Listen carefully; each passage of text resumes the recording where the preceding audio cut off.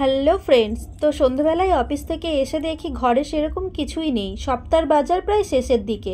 এদিকে সন্ধ্যাবেলায় বাড়ি ফিরে কিছু না খেলে ভালোই লাগে না, তাই ঘরে কিছু আলু ছিল, তার মধ্যে থেকে কয়েকটা আলু নিলাম আর শর্টকাট একটা রেসিপি তৈরি করে ফেললাম। তো আলুগুলোকে প্রথমে ছিলে ভালো করে ধুয়ে নিয়েছি, তারপর হ্যান্ডি গ্রেটার দিয়ে গ্রেট করে নিলাম।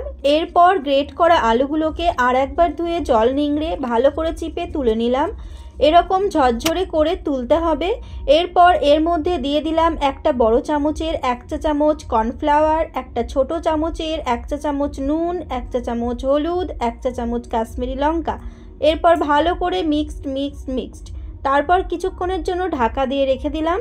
কিছুক্ষণ পর এটাকে চিপে চিপে গোল গোল করে লাড্ডু বানিয়ে নিলাম। আর হ্যাঁ, জলটা কিন্তু একদম চিপে চিপে ফেলে দিয়ে গোল করতে হবে। এরপর গ্যাস ধরিয়ে গরম গরম তেলে ছেড়ে দিলাম। ধীরে ধীরে এগুলোকে ভাজা হতে দিলাম আর মাঝে মাঝে নেড়ে নেড়ে এপাশ ওপাশ ভালো করে লাল করে ভেজে তুলে নিলাম। শেষে এগুলোকে একটা প্লেটে সাজিয়ে নিলাম, সাথে একটু টমেটো কেচাপ আর চাট মশলা ছড়িয়ে নিলাম। চাট মশলাটা অপশনাল, এটাকে স্কিপ করাই যায়। তো ব্যাস রেডি ক্রিসপি পটেটো বলস। তারপর আর কি, লোভ সামলাতে না পেরে চটপট একটা ভেঙে একটু সস লাগিয়ে 1 কামড় দিলাম। আহা, কি মুচমুচে আর কতটা টেস্টি।